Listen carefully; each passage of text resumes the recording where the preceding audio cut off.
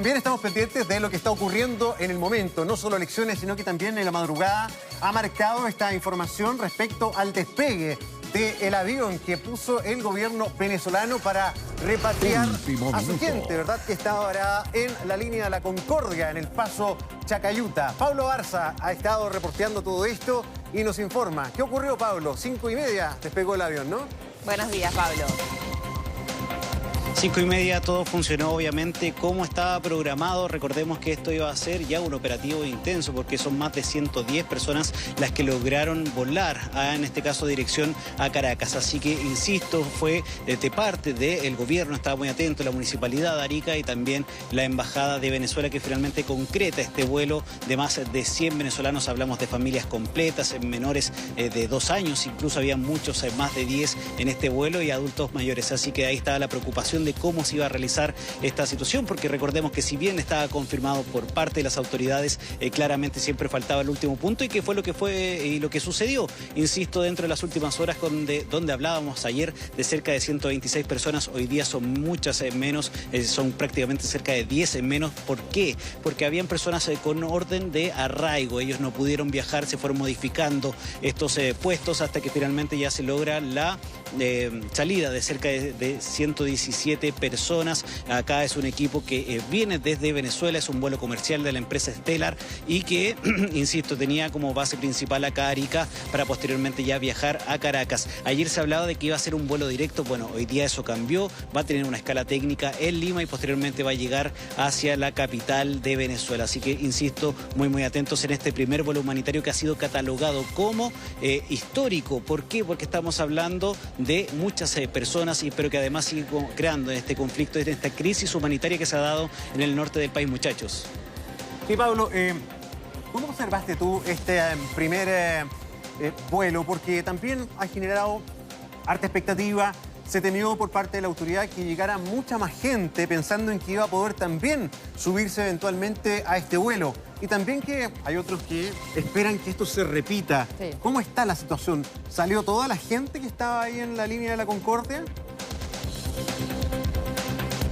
No, de hecho quedan muchas familias que están en el sector. Hablamos de venezolanos derechamente porque si hablamos de la línea de la Concordia hay haitianos, colombianos, ecuatorianos e incluso hasta cubanos. Bueno, hoy día el foco en sí era Venezuela, los venezolanos, estas familias que estaban en la línea de la Concordia y que permanecieron cerca de 10 hasta 12 días en algunos de los casos que logramos obviamente obtener su historia. Pero lo que nos mencionaban, al menos por parte de la Embajada de Venezuela en Chile, es que hay una especie, o al menos se está intentando un segundo vuelo, no sería desde Arica, posiblemente podría ser desde Santiago, así que el llamado de las autoridades locales, hablamos de la delegación y también del alcalde, es que no junten o no se junten en este sector que obviamente es en medio del desierto con temperaturas extremas, así que al corto plazo o con una fecha definida, hasta el momento no hay vuelo o un segundo vuelo como lo hemos mencionado.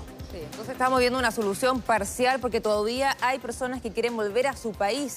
Vamos a invitar ahora al estudio a Marianne Schmidt, que también está siguiendo de cerca lo que está pasando en diferentes partes del mundo. Vamos a comenzar con lo que está pasando en la frontera, sí. Marianne, porque todavía hay conversaciones en relación a qué va a pasar, por ejemplo, con quienes quieren volver a otros países, qué pasa con este corredor humanitario. Muy buenos días, Hola, Marianne. Muy buenos días. Sí, es la noticia del momento, sobre todo pensando que finalmente Venezuela en este sentido ha cumplido su palabra, en definitiva, de enviar este avión en el marco de vuelta o regreso a la patria. Es una movilización que ellos han llevado desde el comienzo, cuando se empezaron a llevar adelante este flujo migratorio muy masivo en distintos puntos de Latinoamérica. Y en su oportunidad sí lo hizo en Chile y regresó mucha gente. Y ahora, cuando ya están con una situación de más de 7 millones de personas, de venezolanos que han salido desde esa frontera, estábamos con esta situación puntual en el norte de nuestro país. Efectivamente, se hizo un catastro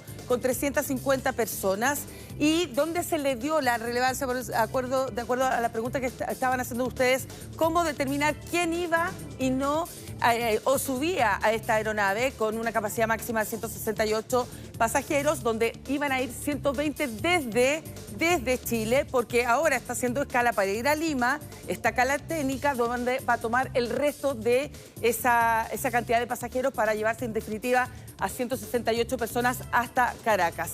Hicieron un catastro y en ese catastro se le dio prioridad a los primeros que llegaron.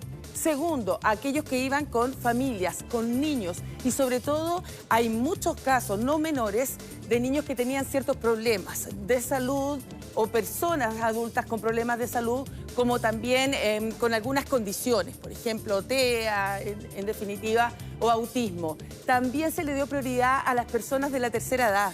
Por lo tanto, ese es más o menos la forma, porque todos decían, ¿cómo van a diferenciar quién sube y quién no? Y la gran preocupación ahora es el resto. Efectivamente, se habían montado 2 refugios.